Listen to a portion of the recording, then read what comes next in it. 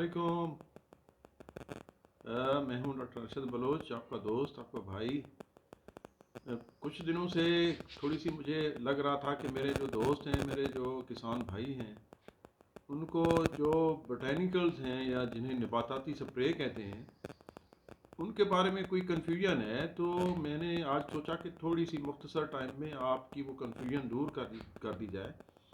पहला तो ये है कि ये नबाताती स्प्रे या बोटैनिकल्स का स्प्रे ये है क्या, नबाताती इससे मुराद क्या है।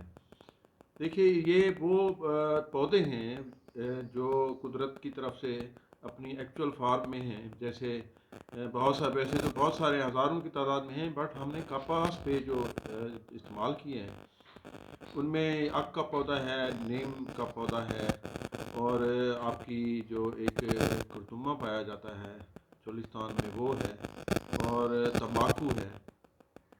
तो ये चार चीज़ें जो हैं टेस्ट की हुई हैं, जो बेहतरीन जो है असर रखती हैं इंसेक्टिसाइड के हवाले से, इंसेक्ट्स को रिपेल करने के या उनको भगाने के हवाले से। इसमें हींग का इस्तेमाल इसलिए किया जाता है कि इसकी स्मेल बहुत ज़्यादा होती है, और ख़ास तौर पे जो इंसेक्ट्स जो कीड़े मकोड़े हैं, जो अपनी जो है एक चॉइस रखते हैं या अपना एक जायका रखते हैं, तो वो उस जो है फसल से भाग जाते हैं, या जो थोड़े से सोफिस्टिकेटेड हैं जैसे कि पिंक बॉलवर्म है या वाइट फ्लाई है, तो वो उस स्मेल से वहाँ से भाग जाते हैं और उस फसल को अपना मस्कन नहीं बनाते। तो अब जिक्र करते हैं ये जो 4 या 5 अज्जा की रेसिपी है, इसकी मिकदार कितनी होनी चाहिए, और इसको बनाना किस तरह चाहिए, और उसकी जो स्टोरेज है कितनी देर तक ये स्टोर की जा सकती है। दोस्तों, कपास के लिए जो हमने तजर्बात किए हुए हैं, वो सिर्फ जो चोलिस्तान में एक पाया जाता है कुरतुमा जिसे कहते हैं, और नीम आपके आसपास बहुत मिल जाएगी। अक भी बहुत ज़्यादा होता है। तंबाकू जो है वो बाज़ार में बहुत मिल जाता है। अगर तो वो बहुत पुराना हो, ख़राब हो, तो कोई मसला नहीं, बल्कि वो ज़्यादा बेहतर है। हींग भी आम है और सस्ती, ये सारे आइटम बहुत सस्ते हैं और अवेलेबल हैं। अब बात आती है इनकी जो है मिकदार की। देखिए, मिकदार शुरू में जो है वो हम कम रखते हैं, क्योंकि पौधा छोटा होता है, तो उसकी जो है इतनी समझें कि नाजुक होता है, तो उस पर अगर इनकी मिकदार ज़्यादा रखी जाए तो उनके जलने का ख़तरा होता है, ख़ास तौर पे तंबाकू। तो शुरू में तो हम 200 ग्राम रखते हैं सभी की मिकदार, सिवाय तंबाकू को हम 50 ग्राम या 100 ग्राम रखते हैं, क्योंकि तंबाकू ज़्यादा टॉक्सिक है। तो हींग जो है वो 10 ग्राम रखते हैं। लेकिन 90 डेज़ के बाद, जैसे आजकल कपास है हमारी, जो मई जून जुलाई, यूँ समझें कि 70 से 80-90 दिन जो है जिनके हो गए, अब हमारा जो पौधा है वो स्ट्रांग हो चुका है, और उस पर कोई इतना जो है इसका जहरीला इफ़ेक्ट, टॉक्सिक इफ़ेक्ट जो है वो नहीं होगा। इसलिए हम 600 से लेके 1000 ग्राम जो है, ये जो पौधे मैंने बताए हैं, ये 1 एकड़ का मैंने बताया है, तो ये 600 से लेके 700 भी कर सकते हैं, 800, 900, 1000 कर सकते हैं।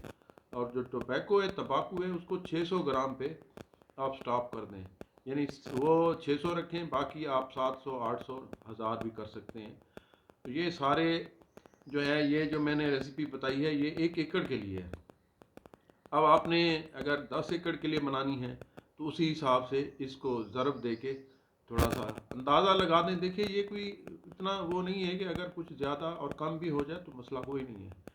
और इसको आपने सभी को एक बड़े ड्रम में, उसमें 5 लीटर में ये डिप हो जाए, या 10 लीटर में हो जाए, या 20 में हो जाए, या 100 लीटर, जितने में भी हो जाए, तो उसको उसमें जो है भिगो के रख दें, और सुबह उसी ड्रम को आपने एक एवरेज सी जो आंच है उस पर गर्म करना है। इतना खूब गर्म करना है कि उसमें से जो अक है, जो सत है, उसका जो एक्सट्रैक्ट है वो निकल आए। उसको आपने छान लेना है दोस्तों।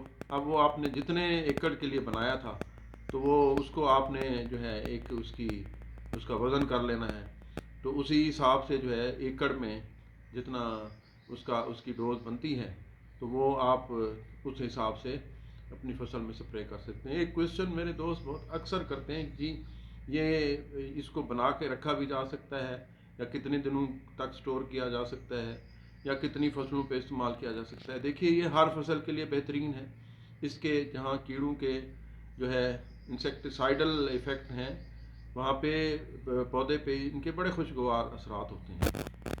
तो ये इस्तेमाल किया जा सकता है, सब्जियों पे भी किया जा सकता है, चारे पे भी किया जा सकता है, फ्रूट्स ट्रीज पे भी किया जा सकता है, कपास पे भी किया जा सकता है। हर फसल पे देखिए ये किया जा सकता है। और ये आप बना के रख दें, ये आपके जो साल भी पड़ा रहे तो इसका जो है कोई फ़र्क नहीं पड़ता। ये बेहतरीन अपनी जो है असल फार्म में रहेगा और आपकी जो फसल है उसके लिए ये रेडिली अवेलेबल होगा। तो बजाय इसके दोस्तों जहरें इस्तेमाल करने के, आप ये वाला इसको रेगुलर फीचर बनाएं। अब तो आने वाले अब 3 महीने रह गए फसल के, तो अब तो इसको रेगुलर कर दें। हर वीक या 10वें दिन इसका स्प्रे लाजमी करें। इसमें हींग की मिकदार जो है वो 30 ग्राम कर दें, उससे थोड़ा सा स्मेल ज़्यादा होगी तो इससे जो पिंक है वो भी नहीं आएगी और हमारी जो फसल है उसकी माइक्रो क्लाइमेट भी ठीक रहेगी।